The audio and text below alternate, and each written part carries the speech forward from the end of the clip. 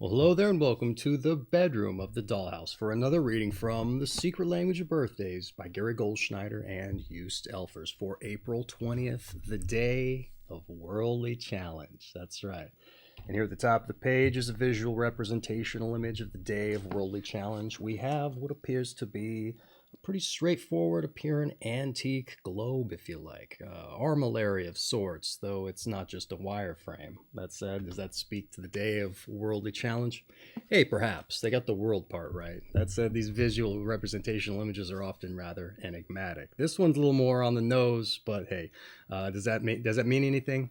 Who's to say? We might make a connotation as we get on with the read. That said, not altogether all too important. I just like folks to see what's on the page in front of me.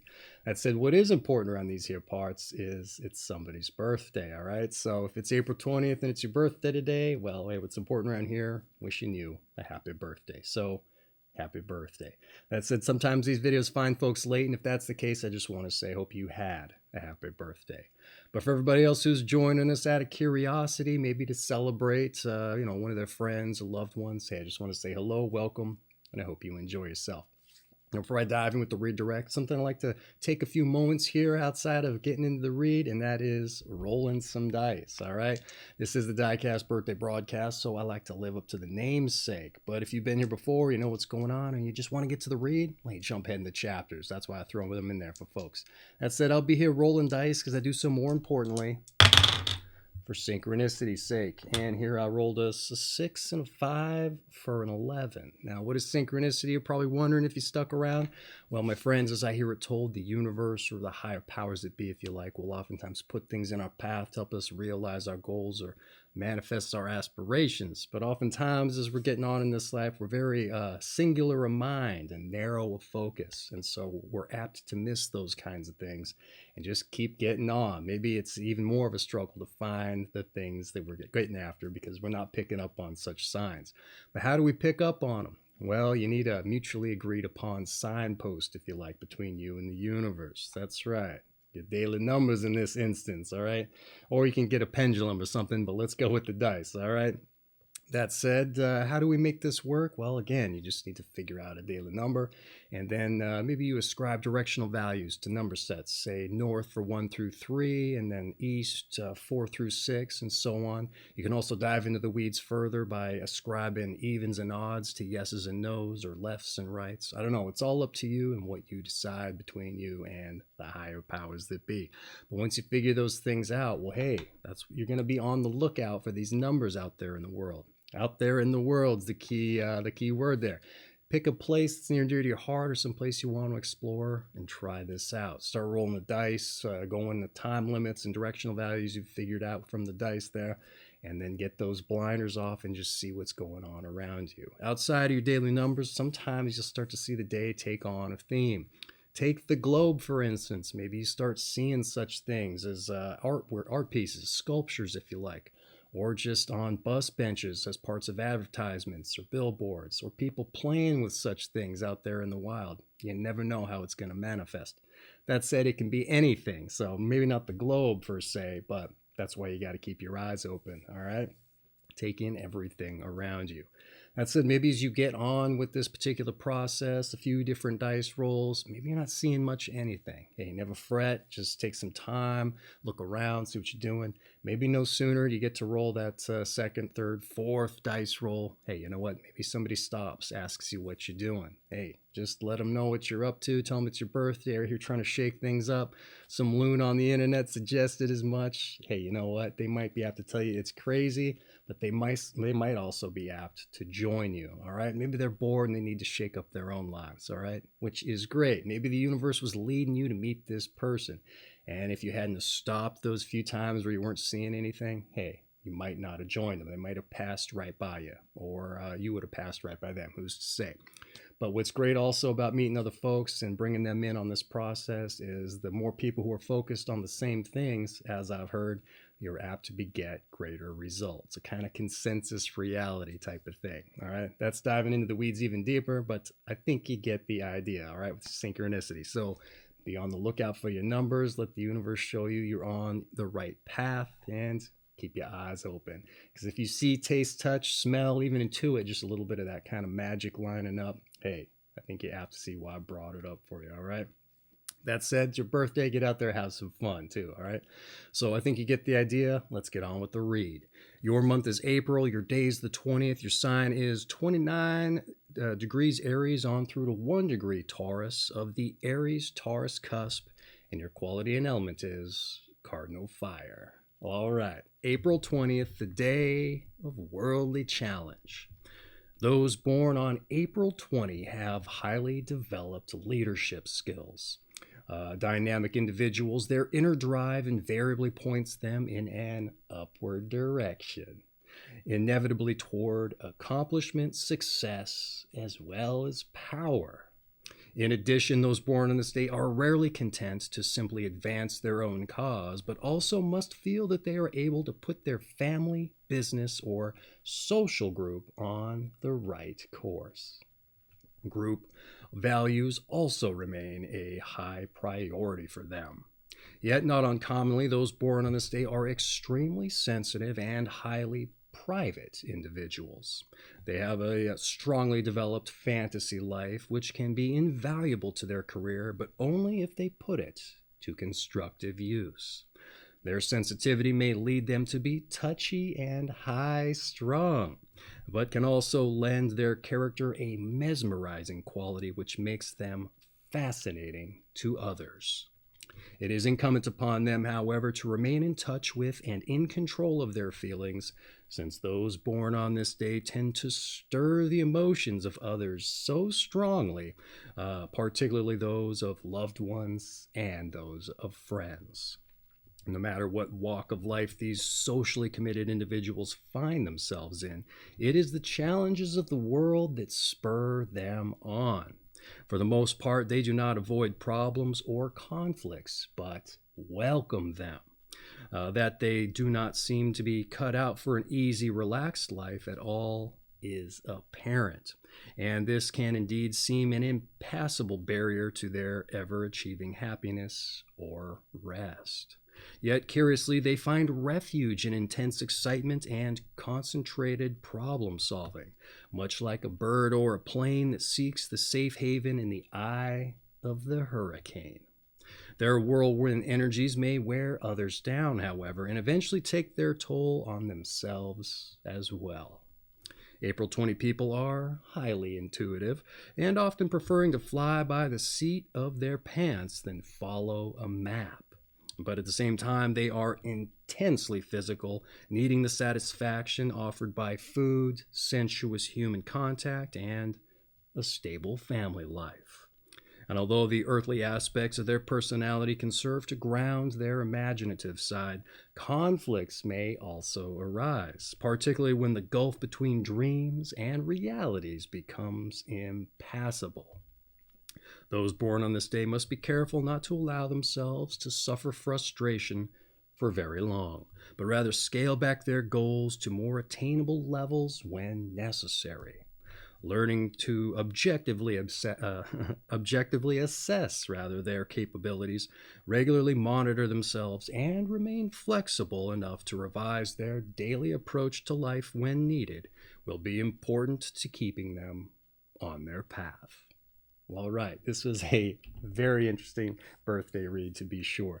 A lot of different things going on in the mix here. Definitely defies a bit of an Aries tradition here, or convention, if you like. That said, this is the Aries Taurus cusp, so things are transitioning into a whole different zodiac sign. So there are going to be a bunch of different things in the mix. That said, I'd like to provide a little bit of a commentary, dive into the things that are different, things that are the same, things that are interesting, that kind of thing. So let's dive into what I had to say about it. Maybe we can get a little bit more context for such things. April 20th, the day of worldly challenge. You're said to have highly developed leadership skills, and the reading claims you're a dynamic individual whose inherent drive puts you, what do we got here, on an upward ascent to power and success. All right, an ostensible Aries quality to be sure, but with an added little extra bit of gravy, I would say. All right, and it may owe in no small part, at least your concern for the welfare of others into the bargain. All right, that's not quite something that comes up all that often in Aries. All right, especially the beginning period of it. Folks were a little bit more self-concerned. All right, they did appreciate people and form friendships, but it wasn't a overarching concern of theirs. Like I said, they would just as much rather be working toward their own goals and the things they're good at.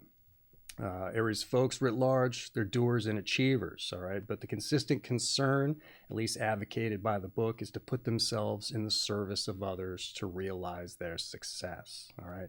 Sometimes they're just chasing success for its own sake and they don't understand why they're not getting it. But for whatever reason, when they advocate for others, help and put them forward, they start to find it. So here I would say that's already baked into the bargain for you. So you might achieve that success just inherently, all right? You don't get that recommendation that the other Aries folks do, because like I said, it's an inherent quality baked into the bargain. They said you have a highly attuned sensitivity, private life, and fantasy life. It also sets you apart in a lot of respects, I would say, from the typical Aries personality tropes. Though this has been getting a little bit of mention here in the cusp period, especially the imaginative aspects there. And a little bit of the latter part of Aries 3 as well. So there's some carry forward there. Likes of which there may be a reason for that we'll get to shortly. But it's very interesting how the reading conveys not just some seeming negatives of these traits, but how these also translate into positives, all right? Despite recommendations to keep them in check, okay? Because if you come off mesmerizing and if it's unchecked, hey, who knows what could happen, all right? Some people might start to use that for a little bit more unsavory methods if they realize what they can get away with and who they can influence. So, got to be careful with that. But yeah, it may test your loved one's patience at a certain point, as they said in the breakdown. I can see it, all right? So maybe only salt that in so that it's savory. Don't pepper it in so much that it's got too much pop, all right? But then again, it says that you flourish when the world presents you with problems, all right? So if you like to live in a state of high drama, it sounds like, also an intense excitement, hey, maybe you won't mind cooking up the cake with all the condiments, so to speak, all right?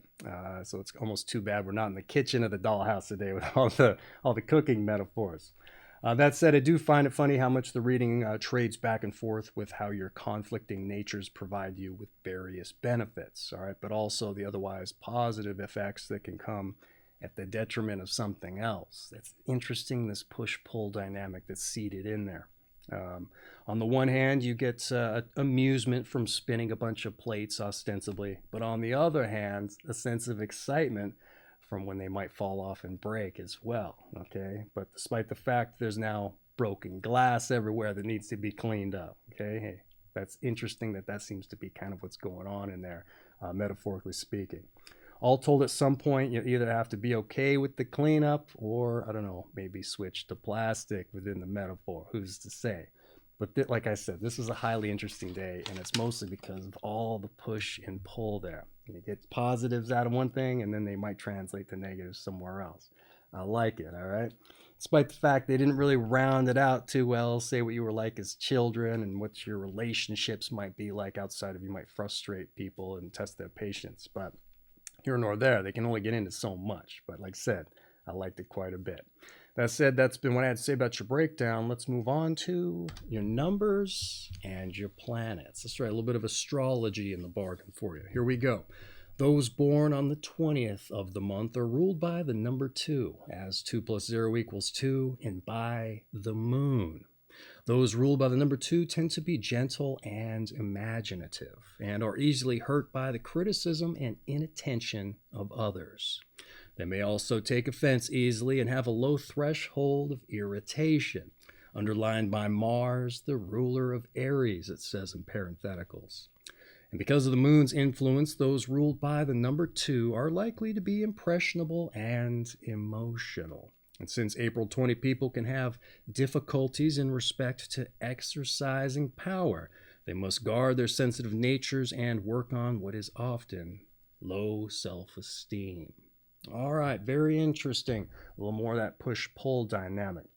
This was a pretty personalized numbers and planets entry. Sometimes they don't do that. Sometimes it's rather boilerplate. But here they personalized it a little bit for you. Let's be honest, there wasn't too much going on. That said, hey, let's pick it back up here again with the commentary, see if I can relate a little bit more here for you. The number 2 in the moon for a reflective nature and empathy toward human tendencies, all right, which is said to translate to a gentle and imaginative nature, and hence the potential reason mentioned for that trait, the moon coming in here. But with Mars as god of warlike energy and adventuresome ambition in the mix, hey, a certain volatility to the very same humans, I would argue, all right? Depending upon this interpretation, however, perhaps watch how those plates break, all right? Those metaphoric spinning plates, okay? Again, a bit of a push-pull kind of conflict mentioned in the birthday. And this makes sense considering the moon is a loftier, higher sense energy compared to Mars and its grounded, fiery kind of energy here, which in no small part probably carries the lion's share of the energy that's responsible for your success, your drive forward. Like I said, Aries are doers, all right? And I'd say it's because Mars is in there pushing them forward, all right?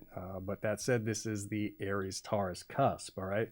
So Venus is also in the mix. They didn't mention that here with its feminine and nurturing kinds of grounded energy. And that balances out a lot of the Mars masculine energy and promotes a bit of a harmony, all right? So I would also say it probably is a bit heightened by the moon, all right? Just because it's got more of a softer kind of energy to it. So that might be why you're more impressionable, a little bit more highly sensitive, but also imaginative, all right? So it's quite the admixture. Again, this push and pull kind of thing. And I would say that's probably the primary reason why this higher, loftier kind of energy getting into something that's otherwise more balanced, okay? A lot of times when you get these particular kinds of energies, these grounded and these higher, there's a conflict, all right? And so folks gotta find a balance, all right? The book promotes a lot of balance, and I think we get into that here later. But that's what I had to say. They didn't mention Venus at all, so we had to throw that in there for you and let you know it's part of the dynamic that's going on. So that said, that's been the numbers and planets. Let's move on to your tarot. That's right, one of the more eclectic of the new age metaphysical ideologies, but it's here in the book. Sometimes it lines up, almost seems to inform the breakdown. So it's nice to get into this and find out maybe if it relates at all, what we can discern. Sometimes it doesn't, so we just have to see. It's on a rotational thing, so it's not like they just picked the best card for you. That said, I preface all that to say, you know, sometimes in the comments, folks say it's blasphemous to even read as much. Hey, we're just picking it up, seeing what it has to say, and then leave it in the book. We don't have to take it home and start dealing out the cards. So let's dive in. The 20th card of the major arcana shows the judgments or awakening, in which people are urged to leave material considerations behind and seek a higher spirituality. The card depicts an angel blowing a trumpet, signifies that a new day, a day of accountability, is dawning. And it is a card which moves us beyond our ego and allows us to glimpse the infinite. The dangers that the trumpet call heralds only exultation and intoxication, a loss of balance and indulgence in revels involving the basest instincts.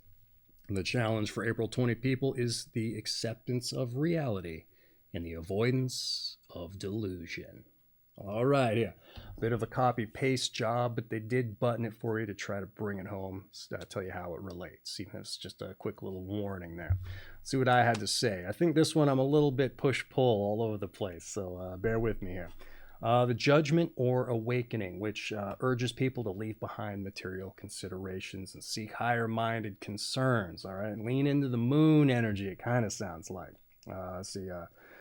Which, while priorities certainly applied to a fair number of people this period as it happens, it could be argued to pertain to the success-oriented mindset also.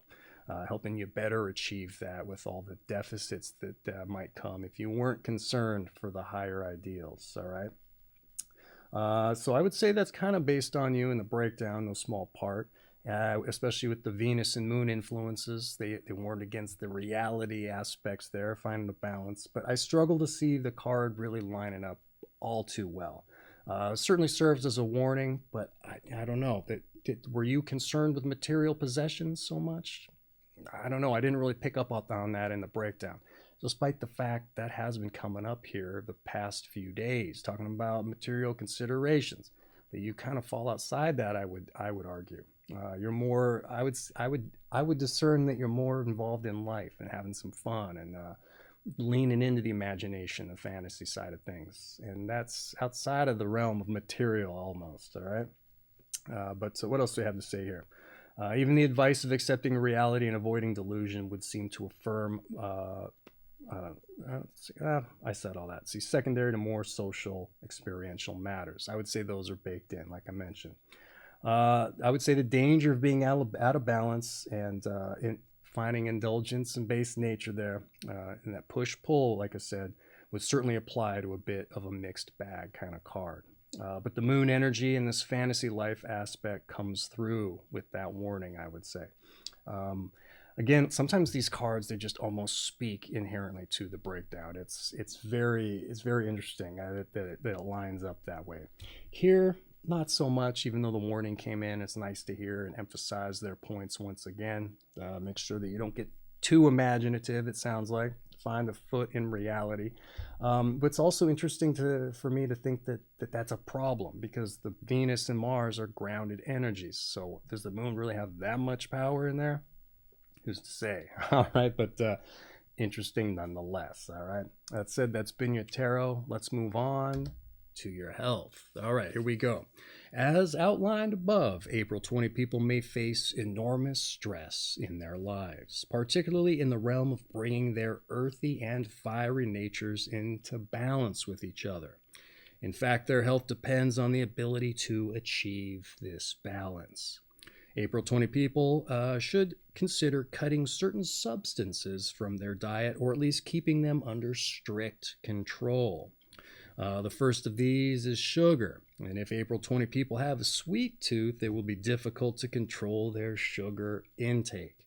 But nonetheless, imperative that they do so to maintain stability and a consistency of mood.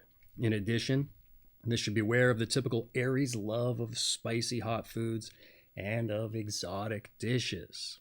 What should April 20 people eat, it asks? Well, grains of all types are very stabilizing. So are potatoes and other vegetables grown under the earth, like carrots, turnips, and beets. Hot baths with mineral oils, aromatherapy, massage, and yoga can all aid in relaxation. All right, this is a bit of an anomaly for a typical convention kind of health breakdown. That said, Aries writ large totally broke with convention. They never really discussed specific foods and or exercise. Yours didn't really get brought up here either, exercise-wise, but they did drill down on specific foods. That said, I'm probably burning down everything I have to say in the notes. Let's get into it, and then I'll start ad-libbing here. Your health. You're forced with an enormous stress, it says, potentially, and also in finding a balance therein. Very aptly put if the breakdown applies. So they're bringing it home again, double drilling down on it, if you like. Avoiding sugar has yet to be mentioned this period as it happens, but you may be hyperactive enough, all right, just in your daily life. So it makes sense to that end, maybe. But this recommendation of earthy foods was mentioned yesterday as well, all right? So it must be because Venus is kind of coming more into the mix. It also extends to finding ways to relax as well. Aries 3 period, a lot of mental stress going on, and that started to bleed into the cusp. Don't think they mentioned that here for you specifically, not that I recall, but I would have to assume it's kind of in the bargain there. It's got to be taxing with that push-pull, so keep it in mind. So the cusp, again, definitely has its hands full with things, but they did mention relaxing for you, and they mentioned, mineral oils, hot baths, and the like, a little bit of yoga for relaxation. That's come up the past few days also. So it has to be in the bargain, I would assume. They also interviewed a lot of people for each of these days, and so if things are presented here in the book, they probably brought it up for a reason, especially if they double or triple drill down on it. All right, a lot of folks must have been experiencing those things in no small part. That said, maintain that mental stability, or that stability rather, and consistency of mood. What's interesting here is there's not more balance, not more harmony. They kind of made it sound like your fiery and earthy natures are at a loggerheads. And that doesn't come up all too often. It's a little bit of an anomaly for me because they're supposed to find that balance with Mars and Venus. So the moon must be doing double work. Who's to say? I just found it interesting that was mentioned here, especially in the health breakdown of all things. That said, that's been your health. Let's move on to some advice. All right, here we go. Don't go off the deep end, they say. Ground yourself. Try to be more accepting and less touchy. A quiet confidence lessens your need to prove yourself. All right, interesting. Very brief and succinct, all right? And they typically are brief, but not this brief. So, hey, let's get into it here. Had to write it in the book, so bear with me if I'm a little bit staggered here.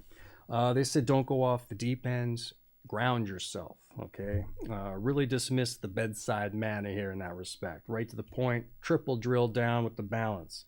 But I could see how the push-pull dynamics of the day might wear you down, even if you didn't have sensitivities from the moon, all right? Balance again. Take your breaks and find your time to rally, reconcile things, and stabilize, all right? Chief concern. They said try to be more accepting and less touchy. I don't know that I picked up on you not being accepting, especially if you empathize with the human endeavor and other people. I think I'd focus maybe objectively on that information to help bridge the concern between dreams and reality, perhaps. I don't know, be more accepting of reality, perhaps. Who's to say? Like I said, didn't pick up on you not being accepting of people so much, but who's to say? They mentioned it for some reason. Let's see, bridge the gap, focus, sensitivity. Yeah, I'd say that could lead to being touchy though with the emotions if they're highly volatile for some particular reason. So find that balance, all right? But I think that came up in no small part in the breakdown. Despite the fact that said you're mesmerizing, maybe that's part of it too. People are just like, wow, this person's so push-pull. You know, they're captivating me. They're drawing me in, magnetizing. And that has come up here for the Mars-Venus dynamic. They attract people. Number 9, Mars days, they also have a lot of influence on people. So I would say that's baked into the bargain as well if that's part of the dynamic. They said a quiet confidence lessens the need to prove yourself. All right, I'd say it's permission to slow down almost. All right, proving yourself probably fuels you in no small part, I would argue. But I reckon you'd be successful without having to do that. All right, it's that Martian driving you forward. We got to temper it down sometimes. Easing off would probably prevent you from reaching a high-strung territory also, because you got Venus trying to pull you back and you're fighting against it perhaps. I don't know. But once again, advocating balance, and I would say in no small part that seems to be the watchword of the day. All right, and it got directly mentioned if I remember correctly. And a lot of times the recommendation is self-awareness. You know, that's not mentioned here for you today. Can't help but promote it, all right? Knowing these things about ourselves, maybe what's going to touch us off, huge, instrumental. So that's been your advice. Let's move on to your meditation. That's right, it's your birthday. You get something to ponder or reflect upon with your moon reflective qualities here. The highest form of control is knowing when to let go. Once again, the highest form of control is knowing when to let go. All right, not exactly sure why they chose this for you. Kind of a feeling, but that said, even if I did know, hey, I wouldn't tell you. All right, it's your birthday, your meditation. That's just for you to think on. That said, with your meditation in the can, let's move on to your strengths and your weaknesses. That's right, see where you got the girth ostensibly, and we otherwise are more atrophied in the bargain. Let's see if we picked up on any of it. Sometimes we get surprised with things. Here we go. Your strengths, it says you're powerful, inspirational, and you're exciting. You know what? I would say we picked up on those, all right?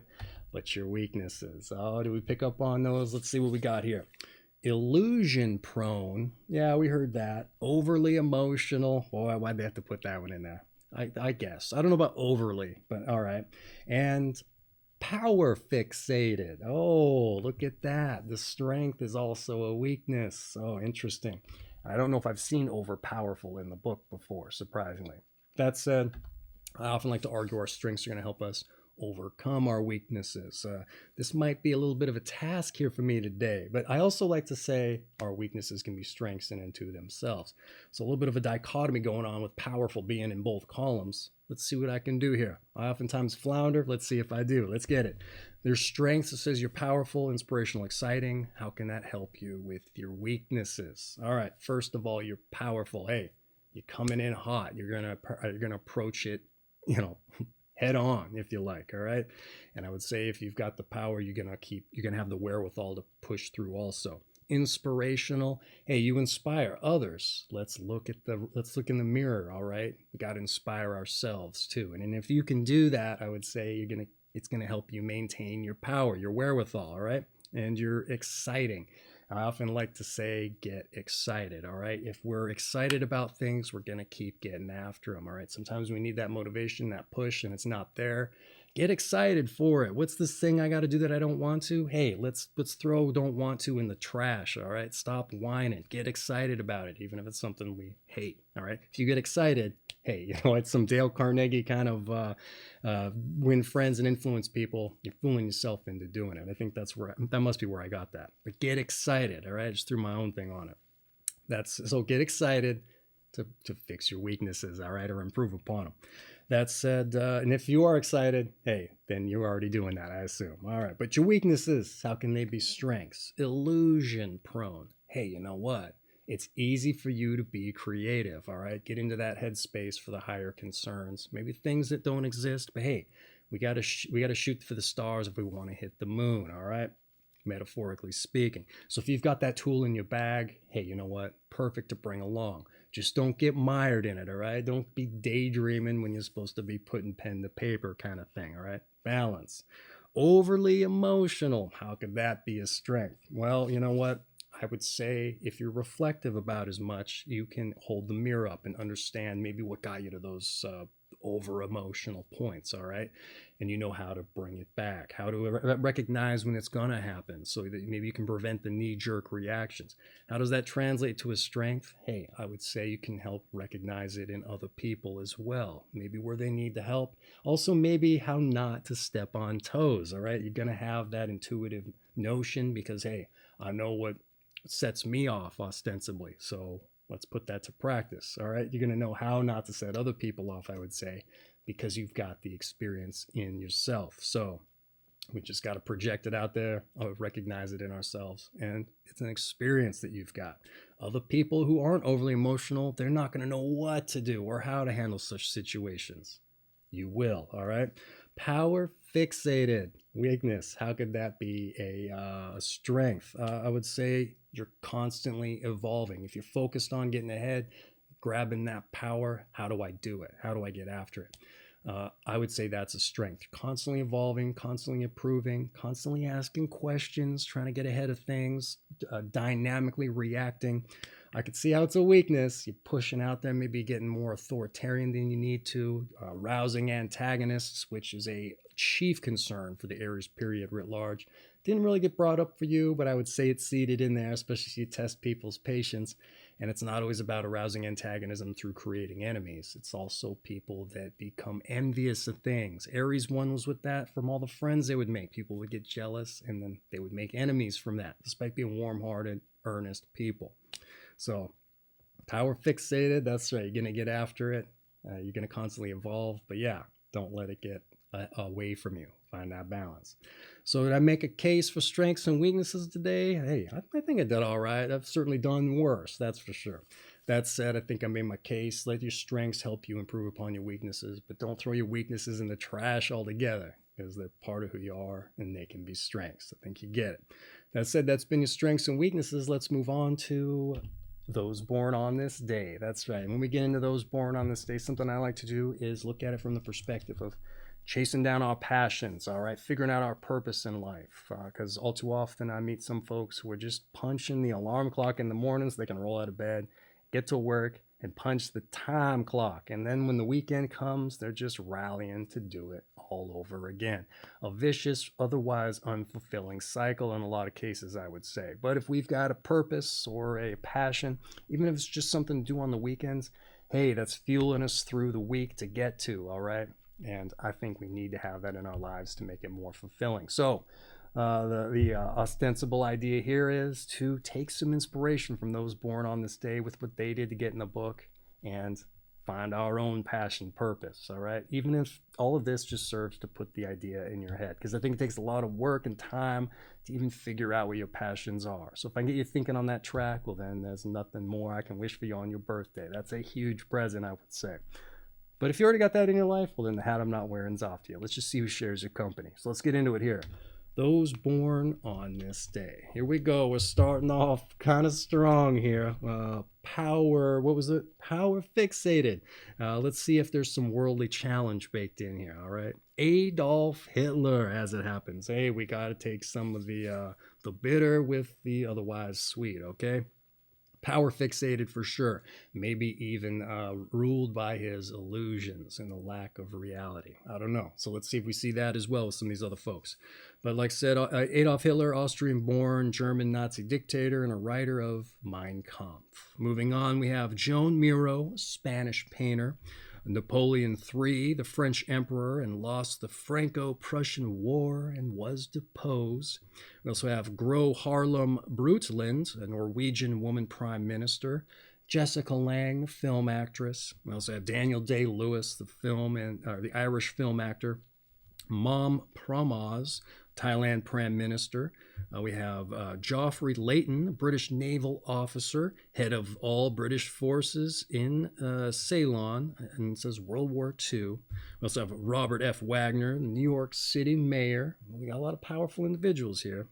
Tito Puente, mambo percussionist, bandleader, pianist, saxophonist, and a composer. A Renaissance man with the music there. Lionel Hampton, jazz vibraphonist, band leader, and a composer. And we also have Harold Lloyd, a comic silent film actor, also a director in the bargain. Luther Vandross, a soul singer. Ryan O'Neill, film actor and father of Tatum, Paper Moon fame, if I'm not wrong. Harvey Firestone, a tire manufacturer. Gregor Piatigorsky, Russian cellist. A lot of musicians today, interestingly. Don Mattingly, New York Yankees baseball first baseman, and it says a multiple Gold Glover and also an MVP. All right. We also have George Takei, TV film actor, Mr. Sulu of Star Wars fame, or Star Trek rather. Some people are gonna be upset with that one. Star Trek. All right. Phil Hill, auto racer, U.S. driver to first U.S. driver to win the Formula One championship, and finally Nina Folk, F-O-C-K. Not quite sure how to pronounce that one, but stage and film actress. All right, hey, a lot of performers and artists today, folks who otherwise living in a different reality in some cases. Perhaps. That's one interpretation. But interesting though, all right? And also a lot of power fixated individuals as it happens. Interesting, all right? Like I said at the top, at the end of the breakdown, very interesting breakdown today. So that said, hey, is that helping you inspire some passions? Well, yeah, maybe not. The book's already been written. How am I supposed to get into it ostensibly? Hey, just find that passion. That's that other cause to live for. Like I said, nothing better to wish for you on your birthday. So that said, that essentially rounds out your birthday reading, except to say your season is spring, your sign is Aries once again, of the Aries Taurus Cusp, and your quality and element is Cardinal Fire. And what is that? Well, that's a different video altogether. You find some of them up on the channel there if you search through. But this has been April 20th, day of Worldly Challenge, all right? From The Secret Language of Birthdays by Gary Goldschneider and you Stelfers. Don't know that we made a case for the globe as a visual representation image. Like I said, not altogether, all too important. That said, I have an affiliate link for this book down in the description, right above a personal message I put together for the birthday boys and girls. So check those out if you're interested. This thing makes a great party, icebreaker if you like. It's going to get the conversation started for better or for worse. If you need help, I don't know, getting a party started in an interesting way. It's going to do so, all right? And maybe it's just something you want to peruse through, to find out more about people that you're interested in. So that said, book having been relayed, that's not what's important here. What's important here, hey, like I said at the top, wishing you a happy birthday. So you heard it here. happy birthday, all right? And for everybody else who joined us out of curiosity, hey, I hope you learned something, found something interesting, and you join us for your birthday reading, all right? That said, once more, hey, get out there, let the universe show you it's with you on your path, all right? With you on your side, showing you it's going to be there all along with you and help you find things that you need for yourself, all right? You're 6 and you're 5 for an 11. And, otherwise, hey, once again, you heard it here. Happy birthday, all right? Find your balance, okay? It's okay to have your head up in the clouds, but you do got to come down to earth once in a while, all right? And Mars and Venus, they are the planets of harmony once they're juxtaposed. So I would say you got it in you to find it, all right? Maintain your power, but don't overreach, okay? That's right. So once again, happy birthday and take care of yourselves.